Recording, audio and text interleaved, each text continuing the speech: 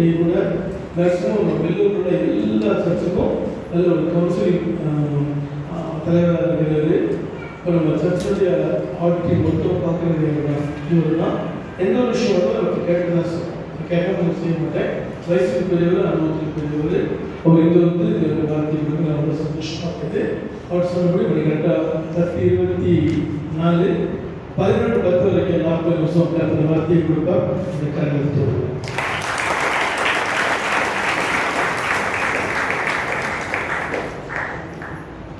கர்த்தருக்கு பயன்படுத்தாவதாக இந்த நாளிலே இந்த ஆராதனை கலந்து கொள்ளும்படியாக எனக்கும் என்னுடைய துணைவியாக இருக்கிறார்கள். என்னுடைய மூத்த மகன் இங்கே இருக்கிறார்கள்.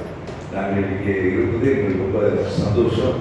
கடந்த மாதத்திற்கு முந்தி அருமையான போதகர் அவர்கள் நம்முடைய திருச்சபையிலே ஒரு ஆத்ம ஆதாய முகாம், அதாவது சோல்வினி செமினார், மற்றவர்களை ஆண்டவரிடத்திலே கொண்டு வருவதற்கு ஏற்ற ஆலோசனை தர வேண்டும் என்று கேட்டார்கள்.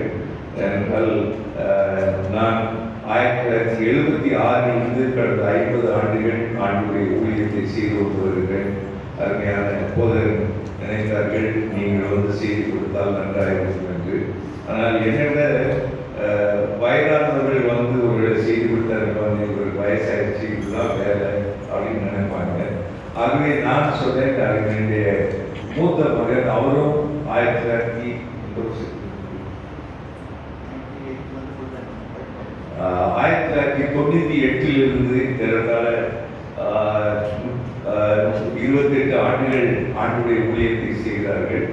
அவர்கள் வந்து அவர்களுடைய வாழ்க்கையில அவர்கள் தமிழ்நாட்டிலே பிறந்து வளர்ந்திருந்தாலும் அதிகமாய் படிப்பதற்காக வட இந்தியாவிலும், பிறகு இறையினுடைய கர்நாடக மாநிலத்திலும், பிறகு மத்திய பிரதேசத்திலே ஆண்டுடைய ஊழியத்தை செய்து, பிறகு கேரளாவில் ஊழியம் செய்து, பிறகு ஆந்திராவில் ஊழியம் செய்து, இப்பொழுது திரும்பவும் தமிழ்நாட்டுக்கு வந்திருக்கிறார்கள். அவர்கள் கைப்பதி கொடுப்பது, தனிப்பட்ட நபர்களுக்கு சுவிசேஷத்தை சொல்வது போன்ற நல்ல ஒரு வாலிபராக அவருடைய அனுபவத்தை பகிர்ந்து கொள்வது நல்லதாக இருக்கும் என்று நான் நினைத்து அருமையான போதகத்தை கேட்டு மகன் வந்து இங்கே பேசுவது உங்களுக்கு விருப்பமாக இருக்கிற போது அவர்கள் சரி என்று சொன்னார்கள். ஆகவே இந்த நாளிலே அவர் இங்கே இருப்பது ரொம்ப சந்தோஷம். என்னுடைய வாழ்க்கையிலே ஆண்டவர் 1965 என்னை ரட்சித்தார், அபிஷேகித்தார். அந்த நாள் துவங்கி சிறு சிறு ஊழியர்களை செய்து கொண்டு வந்தேன். 71 சிஎம்சி மருத்துவமனையிலே வேலை செய்ய வந்து நான் பணியாற்றினேன் இன்ஜினியராக. பிறகு 73 திருமணமாகி முதல் மகனாக இவன் பிறந்தார். அவர் 2 வயதாக இருக்கும்போது நாங்கள் வேலையை ராஜினாமா செய்துவிட்டு முழு நேர ஊழியத்திற்கு வந்தோம். அதற்கு பிறகு 3 பிள்ளைகள் தந்தார்கள் ஆண்டவர்.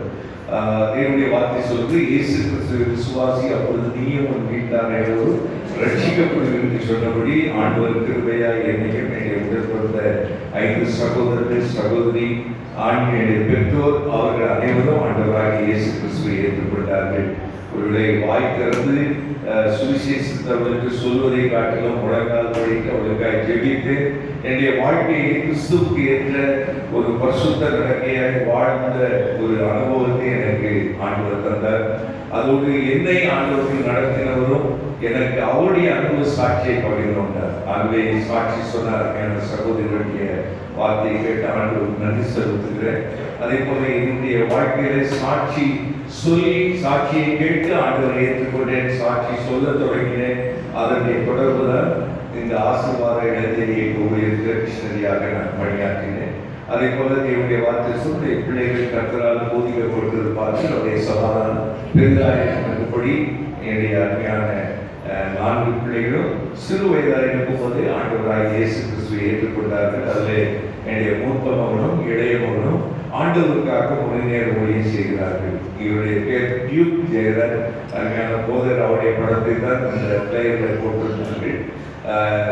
நான் இன்றைக்கு அவர்கள் சொன்ன அவங்க ஆங்கிலத்தில் பேசுகிற செய்தி நான் உங்களுக்கு தமிழிலே மொழிபெயர்க்கிறேன். என்றால் அவர்கள் சரளமாக ஆங்கிலத்தில் தான் அதிகமாக இதுவரை செய்து கொடுத்திருக்கிறார்கள். இப்போது தமிழ்நாட்டில் வந்து கொஞ்சம் தமிழில் பேச பிரசங்கிக்க ஆரம்பித்தார். ஆனால் கூட இன்றைக்கு இது ஒரு சிறப்பான ஒரு நிகழ்வாக இருக்கிறதுனாலே அதனுடைய முக்கியத்துவங்களை விளங்கிக் கொள்ளும்படியாக ஆங்கிலத்தில் அவர்கள் செய்து கொடுப்பார்கள்.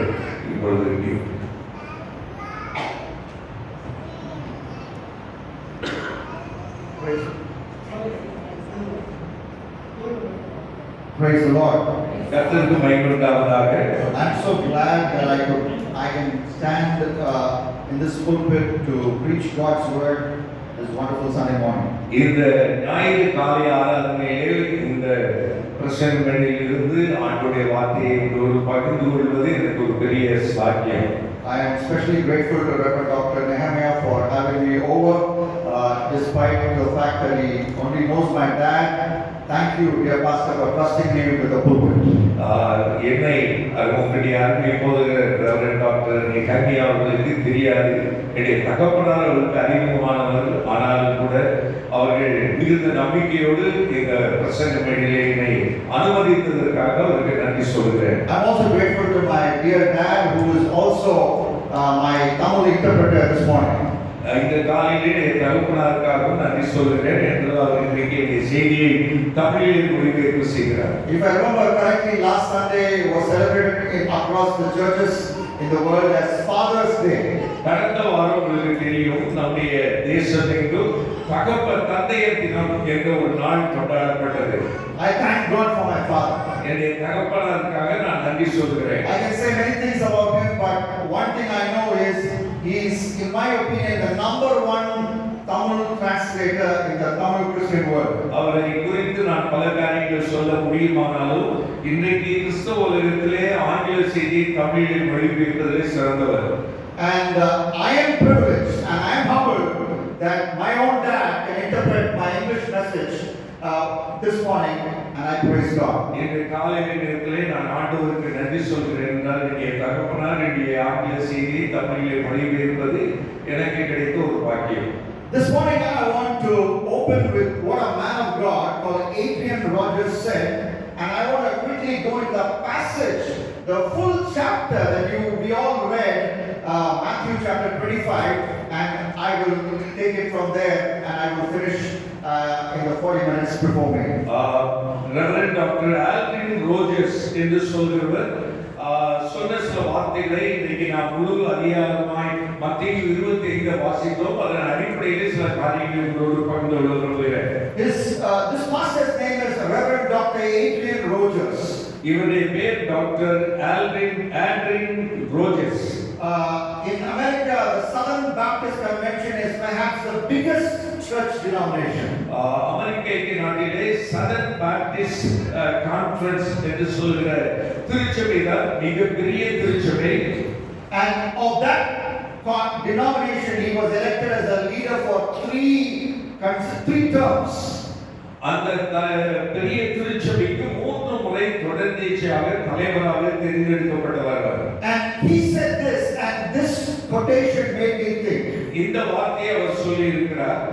Most people in our church are not active soul winners. நம்முடைய திருச்சபையிலே அதிகமான பேர் அங்கே ஆத்தும ஆதாயம் செய்கிற பணியிலே தங்களை ஈடுபடுத்துவதில்லை. That's tragic. அது ஒரு மிக மிக துக்கமான காரியம். But you say, Pastor, I give my money. ஒருவேளை சொல்வீர்கள் என்று அவர் சொல்கிறார், நீங்கள் எங்கள் காணிக்கையை கொடுக்கிறேன் என்று சொல்கிறீர்கள். I don't care how much money you give, he said.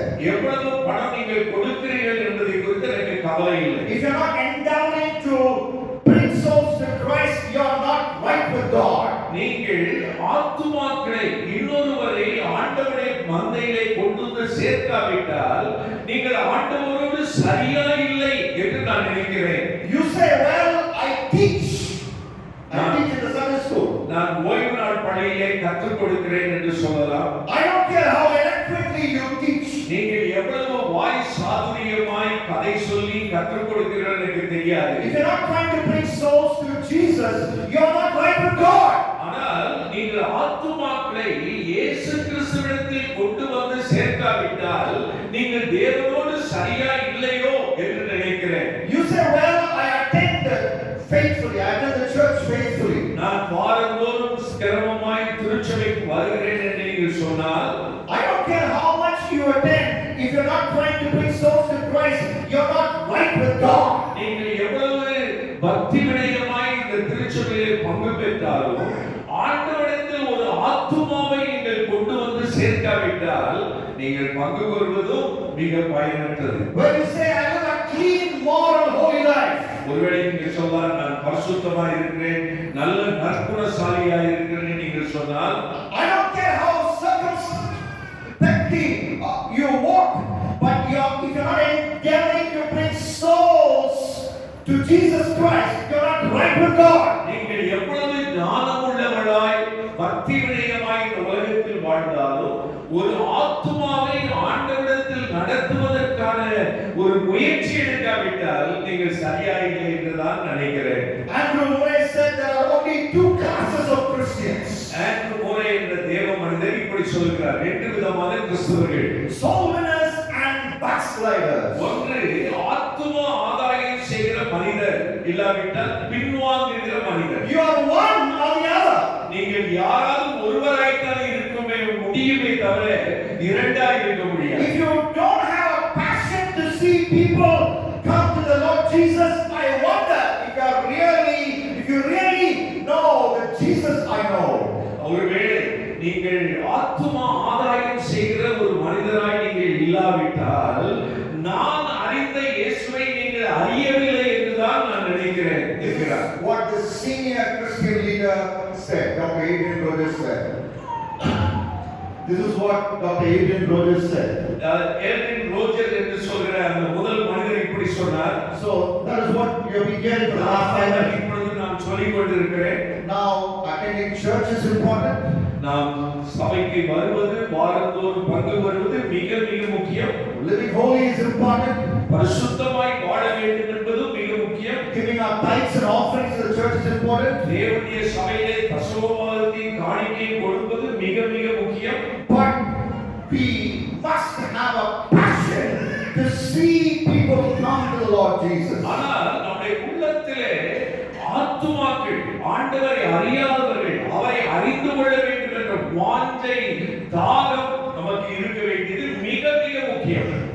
And if we don't have that passion, we have to wonder whether we really know the Lord Jesus as our Savior. அப்படிப்பட்ட ஆத்தும தாகம், ஆத்தும பாரம் நமக்கு இல்லை என்று சொன்னால், இந்த உலகத்திற்கு நம்மை மீட்டு ரட்சிக்கும்படியாய் வந்தாரே நம்முடைய ஆண்டவராகிய இயேசு கிறிஸ்துவை நாம் இன்னும் அறிய வேண்டியபடி அறியவில்லை என்று நான் நினைக்கிறேன். I want to congratulate the church because I am thinking, when was the last time I was in a church when a full Bible chapter was read by the entire congregation? நான் நினைக்கிறேன், பல ஆண்டுகளாக அநேக திருச்சபைகளில் நான் கலந்து கொண்டிருக்கிறேன். ஆனால் எந்த ஒரு திருச்சபையிலும் இவ்வளவு நீண்ட ஒரு அத்தியாயத்தை எல்லாரும் நின்று மாறி மாறி வாசித்ததை நான் கேட்டதே இல்லை. And you read Matthew chapter 25. மத்தேயு 25 வாசித்தீர்கள். There are 1189 chapters in the Bible. 1189 அத்தியாயங்கள் வேத புத்தகத்தில் இருக்கிறது. Approximately 1200 chapters. ஏறத்தாழ 1200 அதிகாரங்கள் இருக்கிறது. If you read 10 chapters of the Bible every day, ஒரு நாளைக்கு 10 அத்தியாயங்களை வாசித்தால் how you can finish the Bible in how many days? Young people tell me. Those are good in maths. ஒரு நாளைக்கு 10 அதிகாரம் வாசித்தால் 1200 அதிகாரங்கள் இருக்கிற வேதாகமத்தை எத்தனை நாளில் வாசிக்க முடியும்? 120 days. 120 நாளில். The devil has been fooling you, making you think that reading the Bible, Genesis to Revelation, is a hard task. It is not a hard task, it is an easy task. அநேகர் நினைக்கிறார்கள், ஆதியாகமத்திலிருந்து வெளிப்படுத்தல் புத்தகம் வரைக்கும் இந்த முழு வேதாகமத்தை வாசிப்பது அவ்வளவு சுலபம் அல்ல, மிக கஷ்டம் என்று பிசாசு சொல்கிற யோசனையை கேட்டு இன்னைக்கு அநேகர் வாசிக்க முயற்சி எடுக்காமலே இருக்கிறார்கள். But today, in a few minutes, you read the entirety of Matthew chapter 25. ஆனால் ஒரு சில நிமிடத்திலே மத்தேயு அதிகாரத்திலே 25ஆம் அதிகாரம் முழுவதையும் வாசித்து விட்டோம். This is a chapter that tells us, as verse number 5, Matthew 25 verse number 5 says, we must not be drowsy and sleeping Christians. நாம் இந்த மத்தேயு சுவிசேஷம் 25ஆம் அதிகாரம் 5வது வசனத்தில் வாசிக்கிறது போல ஞானம் இல்லாத தூங்குகிற கிறிஸ்தவனாக நாம் இருக்கக்கூடாது என்பதை அந்த This morning I want to ask you a question. Are you a drowsing Christian? Are you a sleeping Christian? நீங்கள் சோர்ந்து போகிற, இல்லாவிட்டால் தூக்கமயக்கமாய் இருக்கிற, சரியான ஞானம் இல்லாத கிறிஸ்தவனாக இருக்கிறீர்களோ என்ற ஒரு கேள்வியை கேட்கிறேன். or sleeping Christians, but all of us should be active, soul-winning Christians. நாம் கிறிஸ்தவர்களாக நாம் தூங்குகிறவர்களாய் இருக்கக்கூடாது, விழித்திருக்கிறவர்களாக விசேஷமாய் ஆத்துமாக்களை ஆதாயம் பண்ணுகிற ஞானவான்களாய் இருக்க வேண்டும். Why must we win souls for Jesus? நாம் கிறிஸ்து இயேசுவுக்காக ஆத்துமாக்களை ஆதாயம் செய்ய வேண்டும். ஏன்? Even in this chapter there are 4 or 5 reasons. இந்த அதிகாரத்தில் தானே 4 அல்லது 5 காரணங்கள் சொல்லப்பட்டிருக்கிறது. Let me show them from the word of God for you. நான் தேவனுடைய வார்த்தையிலிருந்து உங்களோடு பேசட்டும். Look at verse number 3. மூன்றாவது வசனத்தை பாருங்கள். Matthew 25 and verse number 3. மத்தேயு 25:3. But when the foolish took their lands, they took no oil with them. இந்த புத்தியுள்ளவர்கள் தங்களோடு கூட தீவெட்டிகளையும் அதோடு எண்ணெயும் எடுத்துக் கொண்டு போனார்கள். Why were they drowsy people? அவர் புத்தி இல்லாதவர்கள் என்ன செய்தார்கள்? Why were they sleeping people? ஏன் அவர்கள் தூங்கி இருந்தார்கள்? Why were they drowsy Christians? அவர்கள் புத்தி இல்லாத கிறிஸ்தவர்களாய் இருந்ததற்கு காரணம் என்ன? Why were they sleeping Christians? அவர்கள் ஏன் நித்திரை மயக்கமாய் இருந்தார்கள்? Why were they not winning souls for Jesus? ஏன் ஆண்டவருக்காக ஆத்துமாக்களை ஆதாயம் செய்யாதவர்களாய் Because இருந்தார்கள்? they did not understand. They don't have oil. In other words, they don't have the oil of the Holy Spirit. ஏனென்றால் அவர்கள் கையிலே எண்ணெய் எடுத்துக் கொண்டு போகவில்லை. எண்ணெய் என்பது பரிசுத்த ஆவியானவரை குறிக்கிற ஒரு அடையாளமாகும். Hebrews 1:9 calls the Holy Spirit the oil of joy. இந்த பரிசுத்த ஆவியானவரை இந்த ஆனந்த தைலம் என்று அழைக்கப்படுகிறார். In Hebrews chapter 1 verse 9. எபிரேயர் நிருபம் 1ஆம் அதிகாரம் 9வது வசனத்திலே இப்படி வாசிக்கிறோம். And in Acts chapter 1 verse 8, the Bible tells us why God gave us the Holy Spirit. அப்போஸ்தலர் 1:8 தேவன் பரிசுத்த ஆவியானவரை நமக்கு ஏன் கொடுத்தார் என்று சொல்லுகிறது. Why was the Holy Spirit given? பரிசுத்த ஆவியானவரை தேவன் நமக்கு ஏன் Not கொடுத்தார்? simply so that we can jump up and down the church praising God. ஒருவேளை தேவனுடைய ஆலயத்திலே வந்து பரிசுத்த ஆவியில் நிறைந்து குதித்து நடனமாடி சந்தோஷப்படுவது மட்டுமல்ல, But the Holy Spirit came upon us. Acts 1:8 says to give us boldness, give us courage, so that we can be witnesses for Jesus in Jerusalem, Judea, Samaria, to the ends of this earth. பரிசுத்த ஆவியானவருக்கு கொடுக்கப்பட்டதற்கான காரணம் என்னவென்றால், அவர் நம்மிடத்தில் வரும்போது நம்மை பலனடைய செய்து எருசலேமில் யூதேயா முழுவதும் சமாரியாவிலும் பூமியின் கடைசி வரைக்கும் நாம் அவருக்கு சாட்சிகளாய் இருப்பதற்காக. We all love to do high jump in the church, filled with the Holy Spirit. That's good. Doing high jump is good. பரிசுத்த ஆவியில் நிறைந்து ஆண்டவருக்குள்ளே சந்தோஷப்பட்டு துள்ளி குதிப்பதிலே நமக்கு தடை ஏதும் இல்லை. But we need to do long jump because there are people outside the church without Jesus. We need to go and tell them about Jesus and bring them inside the church and do long jump to reach them by the power of the Holy Spirit. நாம் செய்ய வேண்டியது என்னவென்றால், நம்முடைய சபைக்கு வெளியே தூரமான இடங்களிலே இன்னும் ஆண்டவரை அறியாத அழிந்து போகிற ஆத்துமாக்கள் இருக்கிறார்கள். அவர்களுக்கு இயேசு கிறிஸ்துவை குறித்த நற்செய்தியை சொல்லி அவர்களையும் மந்தைக்குள்ளே கொண்டு வர வேண்டும். அதற்கு தான் பரிசுத்த ஆவியானவர். Who gives the power for that? இந்த காரியத்தை செய்வதற்கு பலம் கொடுப்பவர் யார்? Holy Spirit. பரிசுத்த ஆவியானவர் தான். Now there was a time when I went to Ayaskara school, the most famous school in the world. வேலூரில் இருக்கக்கூடிய மிக பிரசித்தி வாய்ந்த அந்த ஐயாஸ்கர் பள்ளியில் தான் நான் படித்தேன். And I had to say one line in a one drama when I was in class 11. நான் 14ஆம் வகுப்பு படிக்கும்போது பள்ளியிலே உள்ள நாடகத்திலே ஒரு பங்கு பெற்று அதில் ஒரே ஒரு வார்த்தை தான் சொல்ல வேண்டும். So I memorized that one line for 3 or 4 hours. நான் 3-4 மணி நேரம் அந்த ஒரு வார்த்தையை நான் மனப்பாடம் செய்து வைத்தேன். And the time for the drama came. It was the school assembly, and those days we had a wooden stage in the school, and it was on that wooden stage, and 400-500 people were sitting in front of us. அங்கே கூட்டமான மக்கள் இருந்தார்கள். அது ஒரு மேடை, ஒரு மரத்தினால் செய்யப்பட்ட மேடை. அதில் நான் ஒரு ஓரத்தில் நின்று கொண்டிருந்தேன். So when my time came for me to tell that line, I forgot those lines because there was also a pretty girl who was there, and I got so nervous and I made a fool of myself. அந்த ஒரே வார்த்தை தான் சொல்ல வேண்டாம். நான் சொல்ல வேண்டிய நேரம் வந்தபோது என்னால் சொல்ல முடியாமல் தடுமாறி அப்படியே பக்கத்தில் இருக்கிற எல்லாரும் என்னை பார்த்து சிரிக்கிற அளவுக்கு நான் அதை மறந்து விட்டேன். I came back home that day. அன்றைக்கு வீட்டிற்கு நான் வந்தேன். I knelt down beside my bed.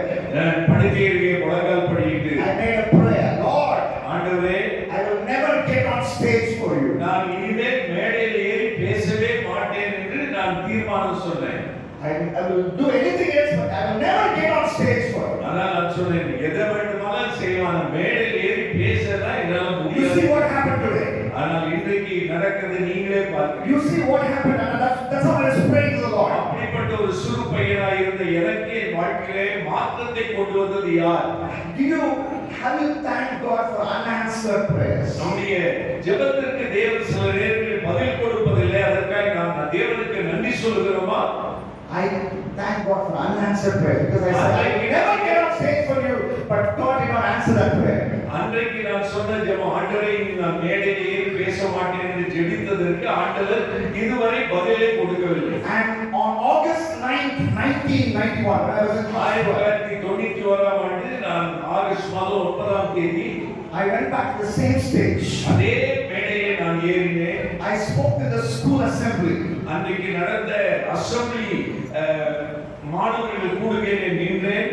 And one student in the last row fainted after she heard my message, a direct message on hell.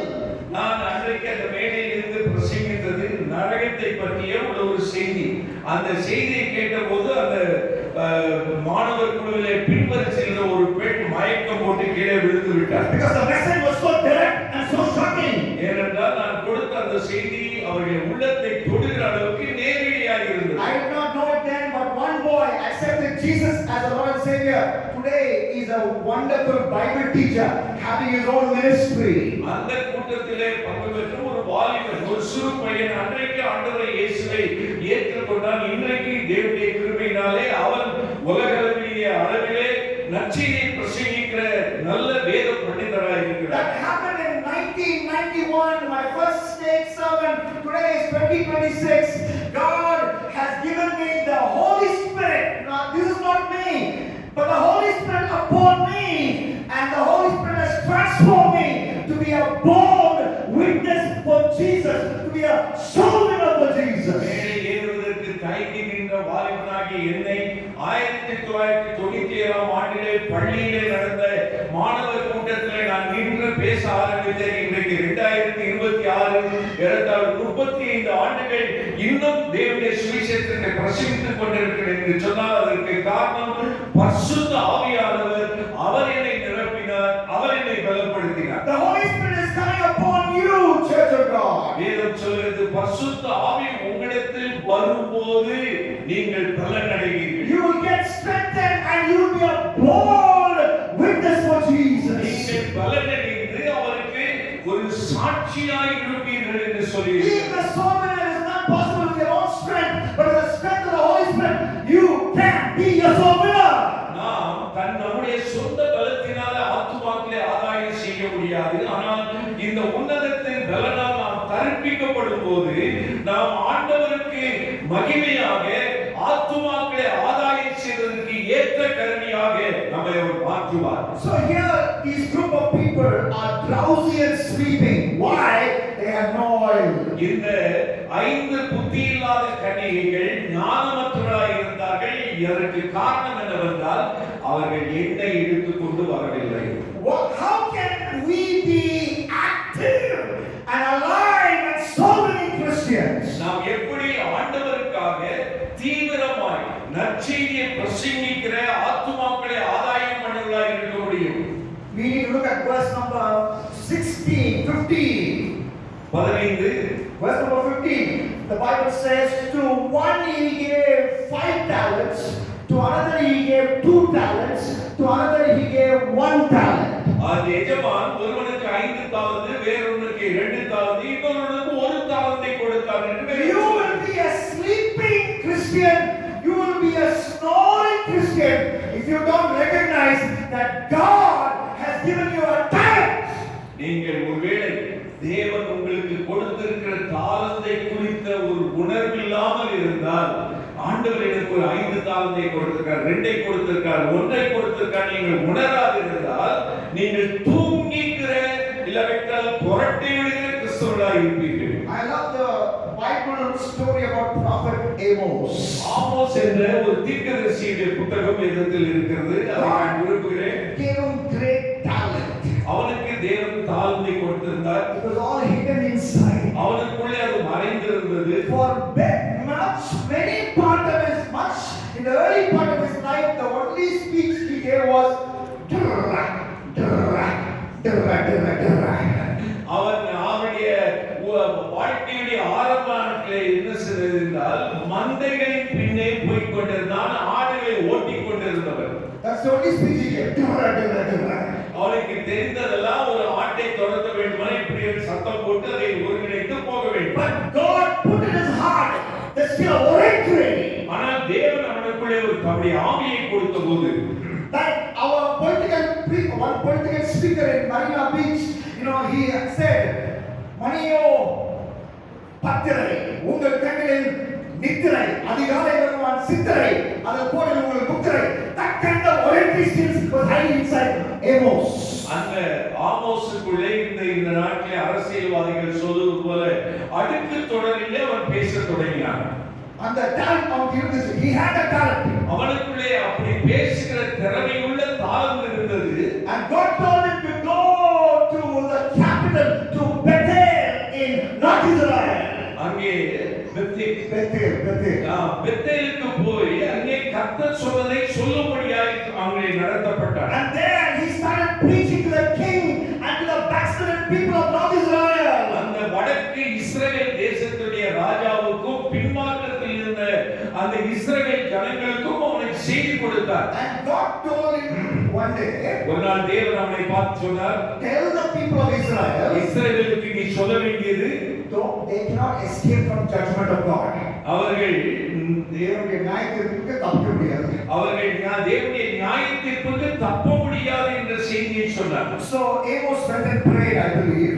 அவன் போய் ஜெபம் பண்ணி இருப்பான் என்று நினைக்கிறேன். And the talent that God gave him, அவனுக்கு இருந்த தாளந்து வெளிப்படத் தொடங்கியது. by the power of the Holy Spirit, God gave him some words, and the talent was beginning to come out. பரிசுத்த ஆவியானவருக்கு வார்த்தையை கொடுத்தார். அவனுக்கு தாளந்துகளை எடுத்து பயன்படுத்த ஆரம்பித்தார். And he narrated this story recorded in Amos chapter 5, 18 to 20. Amos 5ஆம் அதிகாரம் 18ஆம் வசனத்திலிருந்து 20ஆம் வசனம் வரைக்கும் அந்த செய்தி அங்கே காணப்படுகிறது. A man was running from the lion. அவன் ஆடுகள் பின்னால் ஓடிக்கொண்டு ஒரு மனிதன் was running away from the lion. அவன் சிங்கத்திலிருந்து தப்பி ஓடிக்கொண்டிருக்கிறான். ஒரு மனிதன் A man was running away from the lion. ஒரு மனிதன் சிங்கத்திலிருந்து தப்பி ஓடுகிறான். And he turned back.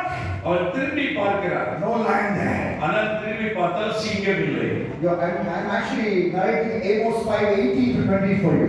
Amos 5:18 20 வரை நான் உங்களுக்கு சொல்கிறேன். Abba, I'm safe from the lion. அவன் நினைத்தான், அந்த சிங்கத்திலிருந்து நான் எப்படி தப்பி விட்டேன். There's no lion now.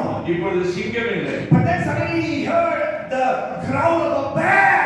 திடீரென்று கரடியின் சத்தம் கேட்டது. So he started running from the bear. திரும்பவும் கரடிக்கு தப்ப ஓடினான். Running fast. வேகமாய் ஓடினான். Then he turned back.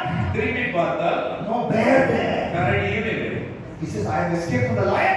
Okay, சிங்கத்திலிருந்து தப்பி விட்டேன். I escaped from the bear. கரடியிலிருந்து தப்பி விட்டேன். Now I'm very safe. நான் இப்பொழுது பத்திரமாக இருக்கிறேன் என்று I was யோசித்தான். for a long time. நான் வெகு தூரம் ஓடி வந்து விட்டேன். So he entered one house. ஒரு வீட்டுக்குள்ளே Now he பிரவேசித்தார். has run very far. வெகு தூரம் வந்து ஒரு வீட்டுக்குள்ளே It பிரவேசித்தார். looked like an old house, ஒரு பழைய வீடு, but it was hot sun. ஆனால் சூரியன். So he went inside the house. அந்த வீட்டுக்குள்ளே போய் நிழலார உட்கார்ந்தார். And he's huffing and puffing, and he put his hand on the wall of the house. அந்த வீட்டின் சுவரிலே கையை வைத்தார். And he's catching his breath. அங்கே கை வைத்துக் கொண்டிருக்கும் போது From the crack of the wall came a snake. அந்த சுவற்றிலிருந்து ஒரு பாம்பு வெளியே வந்தது. அது அவரை கொத்தியது. And he died. அவன் மரித்து போனான். He thought he escaped from the lion. வனாந்தரத்திலே துரத்தின சிங்கத்திலிருந்து தப்பி விட்டேன் என்று He எண்ணினான். thought he escaped from the bear. துரத்தின கரடியிலிருந்து தப்பி He விட்டேன். thought he was safe from the judgment of God. தேவனுடைய நியாயத்தின் விட்டு தப்பி வீட்டில் பத்திரமா இருக்கிறேன் என்று யோசித்தார். But then the judgment of God caught up with him and he died. அங்கே வீட்டிற்குள்ளே சுவரிலே கை வைத்த போது நியாய தீர்ப்பு வெளிப்பட்டது. பாம்பு கடித்தவன் இறந்து போனான். I'm not saying all those who die because of snake bites are under the judgment of God, but what I'm saying is there is a story. Amos narrated using the talent that God gave him, and that made him a soul winner. பாம்பு கடினாலே எல்லாரும் மறித்து போடலாம், நியாய தீர்ப்பிலே உட்பட்டவர்கள் நான் சொல்ல விரும்பவில்லை. ஆனால் Amos தனக்குள்ளே இருந்த தாளத்தை வெளிப்படுத்தி அவனுக்கு வாழ்க்கையில வரக்கூடிய துன்பங்களிலிருந்து தப்புவித்து ஒரு கடைசியில் ஒரு பாம்பு கடியிலே மறித்து போன ஒரு சம்பவத்தை அவன் நாடக பாணியிலே சொல்லுகிறார். So God has placed talents inside you. ஆகவே இந்த வசனத்தில் நாம் வாசித்தது போல தேவன் ஒவ்வொருவருக்கும் தாளத்தை கொடுத்திருக்கிறார். Some of you women are natural conversation makers. மிக சாதாரணமாக மற்றவர்களோடு அறிமுகம் இல்லாத நபர்களோடு கூட பேசுகிற ஒரு திறமை உள்ளவர்கள். If you stay with me in a room and you start talking to me, you'll find there's a lot of dead air because I am not a natural conversationalist. My wife is a natural conversationalist. She can talk and make people laugh and make the situation lively, but I will become tongue-tied when I have to make a conversation. நான் இங்கே இருக்கிற ஒருவேளை எல்லாம் முடிந்த பிறகு இங்கே உட்கார்ந்து இருப்பேனால் என்னோடு பேசுவதற்கு நான் பேச ஆரம்பிப்பதற்கு நிறைய நேரம் ஆகும். ஆனால் என்னுடைய மனைவி அப்படி இயற்கையாகவே யார் இருந்தாலும் அவளை அறிமுகப்படுத்தவே தேவையில்லை, அவர்களாக அறிமுகப்படுத்திக் கொண்டு பேச ஆரம்பித்து விடுவார்கள். போதும் என்று சொல்லுகிற அளவுக்கு பேசிக் கொண்டே இருப்பார். So God has put that talent of conversation in her. God has put a talent of conversation in you. Use that talent to share the gospel, because that talent was given by God so that you will be a soul winner. இன்றைக்கு ஒருவேளை மற்றவர்களோடு பேசுவதற்கான ஒரு நல்ல அன்பின் சுபாவத்தை கலந்துரையாடுகிற ஒரு நல்ல ஒரு தாளத்தை தேவன் உங்களுக்கு கொடுத்திருப்பார் என்று சொன்னால் அதை பயன்படுத்தி ஆண்டவரை அறியாத மக்களுக்கு நற்செய்தியை சொல்லி அவர்களே ஆண்டவருடைய மந்தையிலே வந்து கொண்டு சேர்ப்பதுதான் அதற்குரிய பரிகாரம். And you say, well, I'm not a conversationalist, but you have a hand. You know, go to the highways and the byways, as the Bible says in Luke 14:23. Go to the highways and byways and ask the people to come in. When you give a gospel tract, okay, it is like giving an invitation for the wedding feast of Jesus in the last days. So give a tract using your hands. ஒருவேளை எனக்கு திறமை இல்லை, பேச முடியாது என்று சொன்னால் நாம் எல்லாருக்கும் கை இருக்கிறது. இந்த கையை பயன்படுத்தி இன்னொருவருக்கு ஒரு இயேசு கிறிஸ்துவின் நற்செய்தி பிரசுரத்தை கொடுத்து ஆண்டவருடைய வார்த்தையை நாம் வாசிக்கிறோம் அல்லவா? ஒரு எஜமான் தன்னுடைய மகனுக்கு ஒரு விருந்தை ஆயத்தப்படுத்தி இருந்தார். அந்த கல்யாண விருந்துக்கு வாருங்கள் என்று நகரத்தின் பெருவழிகளிலும் வேலை ஓரமாய் நின்று அவளை அழைக்கும்படியாக கைப்பற்றி கொடுக்க நாங்கள் அழைக்கப்பட்டிருக்கிறோம். You have a talent and there is a method of soul winning attached to that talent. So you have no excuse, church believer, for not being a soul winner. ஆகவே நமக்கு ஒரு திறமை இருக்கிறது ஆத்துமாக்களோடு பேசுவதற்கு. நமக்கு இந்த முறையை செய்யுங்கள் என்று ஆண்டவரே ஏற்கனவே சொல்லி இருக்கிறார். இதை நாம் அறிந்து வைத்திருந்தோம், அதை செய்யாமல் போனால் குற்றம் நம்மேல் சுமரும். ஆத்தும ஆதாயம் செய்வது ஆண்டவருடைய எதிர்பார்ப்பு. Let's come back to Matthew chapter 25. மத்தேயு 25 திரும்பவும் பார்க்கலாம். And there is one more motivation for us so that to shake us out of our sleepiness in our Christian life. நம்முடைய கிறிஸ்தவ வாழ்க்கையிலே தூக்கத்திலிருந்து நம்மை விழித்தெழச் செய்கிறதற்கான இன்னொரு கருத்து இங்கே இருக்கிறது. Look at verse number 21. 25 21 Matthew 25:21. The master said to him, "Well done, good and faithful servant. You have been faithful over little. I will set you over much.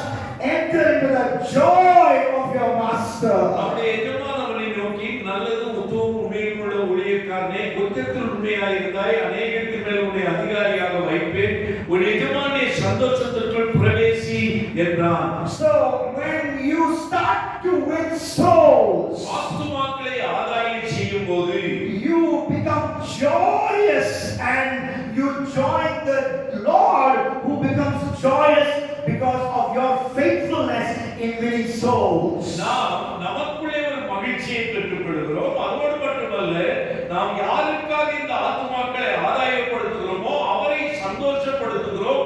அவருடைய சந்தோஷத்திற்குள் பிரவேசிக்கும்படியாக அவர் உண்மை உத்தமமான ஊழியக்காரனை நம்மை பாராட்டுகிறவராக இருக்கிறார். You know, the Lord took us to the city of Hyderabad. He stayed in that city for 16 years to do the work of God. நான் எங்களை குடும்பமாக ஹைதராபாத் பட்டணத்திலே நாங்கள் ஒரு 16 ஆண்டுகள் இருந்தோம். And one day I got a message. ஒரு நாள் எனக்கு ஒரு செய்தி வந்தது. This young man from another faith wants to know about Jesus. ஒரு இன்னொரு மதத்தை சேர்ந்த ஒரு வாலிபன் எனக்கு ஒரு செய்தி அனுப்பி, ஐயா இயேசுவை நான் அறிய விரும்புகிறேன் என்று சொன்னார். So do you want to speak to him, Yugana? அவனுக்கு கொஞ்ச நேரம் பேச முடியுமா என்று கேட்டார். I said fine. நான் நல்லது பேசுகிறேன் என்றேன். So I said let's meet in a coffee shop. நாங்கள் அவனை பார்த்தோன்னே நம்ம ஒரு காபி ஷாப்பில் உட்கார்ந்து பேசுவோம் என்று. So there's a coffee shop in Hyderabad called Cave Coffee Day, and there I was, and then this young man, tall young man, handsome young man, you know, he looked very stylish. He walked in and we had coffee and we started talking. ஹைதராபாத்திலே coffee day என்று சொல்கிற ஒரு coffee ஷாப்ல நான் போய் உட்கார்ந்து இருந்தேன். அப்பொழுது இந்த ஒரு வாலிபன் பார்க்க அழகாக இருந்தான், உயரமாக இருந்தான், மிக நாகரிகமான உடை உடுத்தி நேர்த்தியாய் வந்து நின்றார். And I started asking about him, who he was, what he did, and all the details I got. அவனுக்கு பேச ஆரம்பித்து அவனை குறித்து கொஞ்சம் கொஞ்சமாய் விசாரித்துக் கொண்டிருந்தேன். And if he said something on a particular topic, if I knew something interesting on that topic, I immediately shared that information, and this conversation started flowing. அவனுக்கு எது உற்சாகமா இருக்குமோ அந்த செய்தியை எடுத்து அவனோடு கூட பகிர்ந்து கொள்ள ஆரம்பித்தேன். And then we came to the Bible. பிறகு அப்படியே கொஞ்சம் கொஞ்சமாய் சுற்று வட்டாரத்தில் பேசி கடைசியில் வேதாகமத்துக்கு வந்து சேர்ந்தேன். I said this book changed my life. இந்த வேத புத்தகம் தான் என் வாழ்க்கையை மாற்றினது என்று அவனுக்கு சொன்னேன். And I said this book is God's word.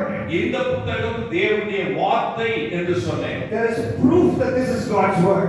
இதுதான் தேவனுடைய வார்த்தை என்பதற்கு போதுமான ஆதாரம் இருக்கிறது. There are 700 historical events predicted in the Bible, and all of them have been fulfilled except the ones slated for the future.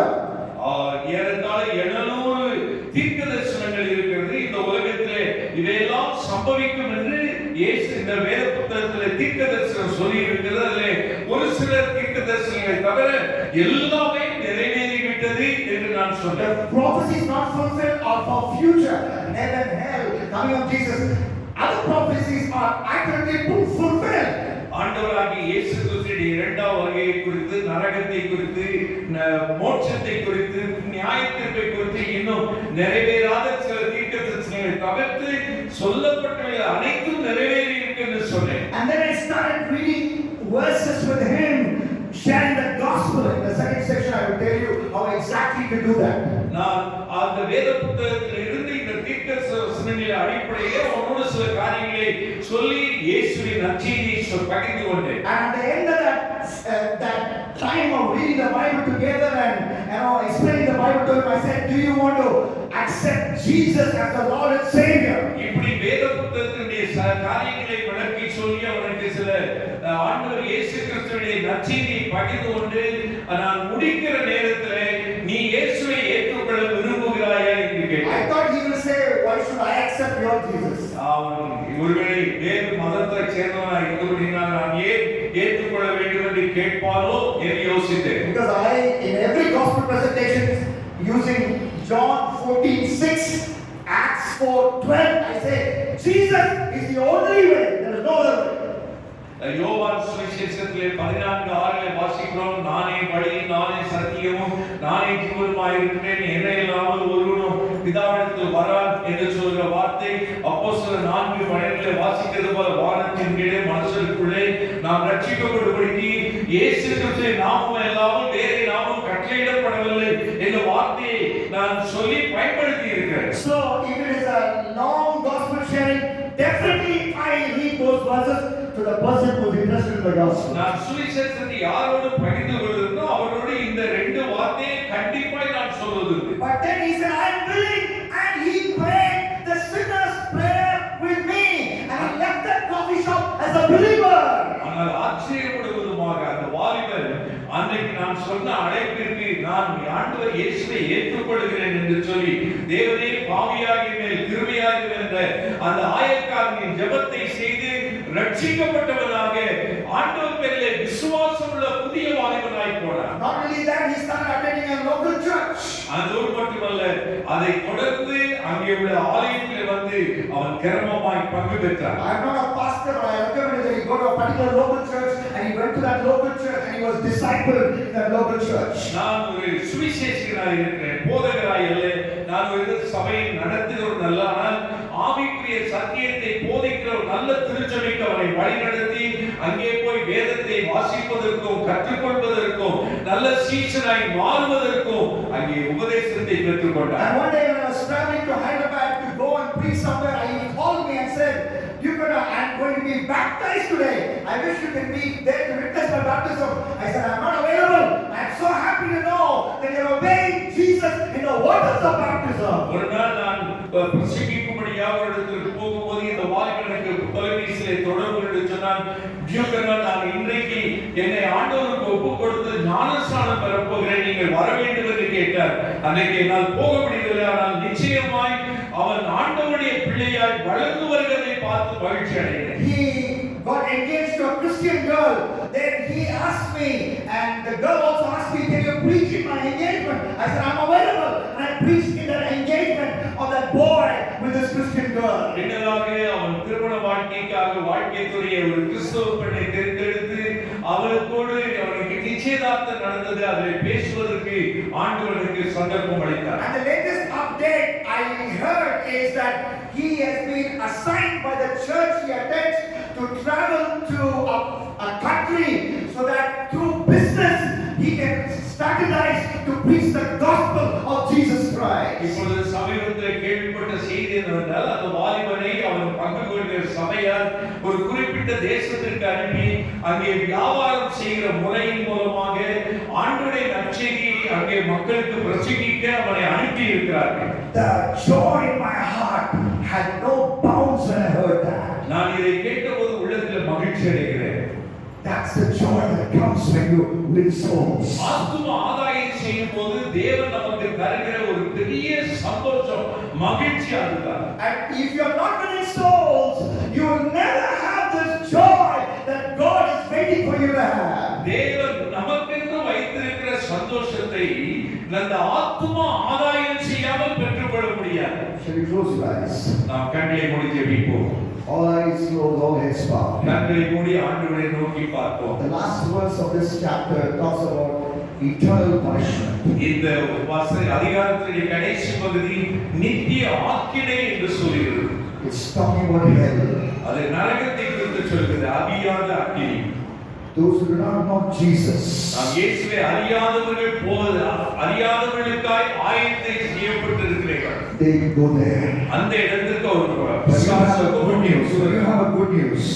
அது நல்ல செய்தி. You have a good news. ஆனால் நமக்கு நல்ல செய்தி ஆண்டவர். The good news of the gospel. நற்செய்தி என்று சொல்கிற இந்த சுவிசேஷம். Will you commit your life?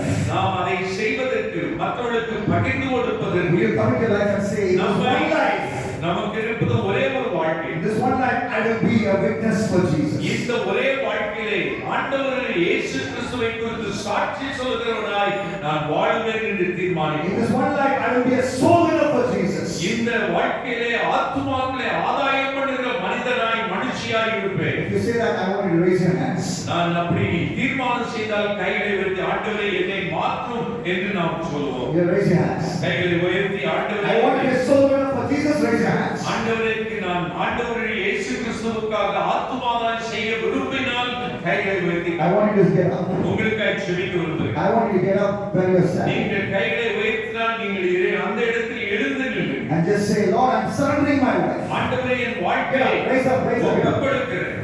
Get up. You raise your hand. Get up. கைகளை உயர்த்தினவர்கள் எழுப்பி நில்லுங்கள். And then say, put your hand over your heart. ஆண்டவரே என்னுடைய கரத்தை உம்முடைய கரத்தில் வைக்கிறேன். And say, Lord, I want to be a soul winner. நான் ஆத்தும ஆதாயம் செய்கிற மனிதனாய் மனுஷியாய் இருக்க விரும்புகிறேன். Thank you for giving me talent. எனக்கு தாளந்தை கொடுத்திருக்கிறேன், நன்றி. Thank you for giving me the Holy Spirit. எனக்கு பரிசுத்த ஆவியின் நிறைவை தந்திருக்கிறேன், நன்றி. Lord, I want to be a soul winner. நான் ஒரு ஆத்துமாக்களை ஆதாயம் செய்கிறவனாய் I will have the joy of winning கிடைக்கிற மகிழ்ச்சி எனக்கு A வேண்டும். joy which money cannot buy. இந்த உலகத்தில் பணம் நம்முடைய பணத்தினால் கொடுக்க முடியாத The சந்தோஷம். joy which the world cannot give. இந்த உலகம் கொடுக்கிற சந்தோஷம் இல்ல அது. The joy which the devil cannot take away. எந்த உலகத்திலே பிசாசு எடுத்து விட முடியாத சந்தோஷம். I'm going to request your pastor to lead us in closing prayer. இந்த ஜெபத்தை அருமையான போதகர் அவர்கள் செவிப்பார்.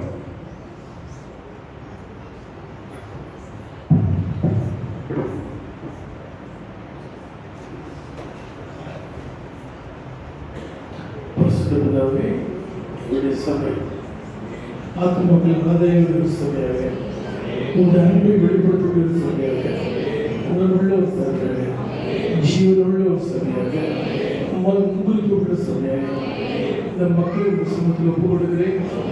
நலமான கருத்தை செய்தார். ஒரு பெற்ற சுவிசேஷத்தின் அனுபவம், ஒரு பெற்ற ரட்சிப்பின் அனுபவம், இயேசு நாமத்தில் பிறருக்கும் பாய்ந்து வர கர்த்தர் உதவி செய்யும். நாமத்தை வரட்டும். இயேசுவின் நாமத்தில் பிதாவே.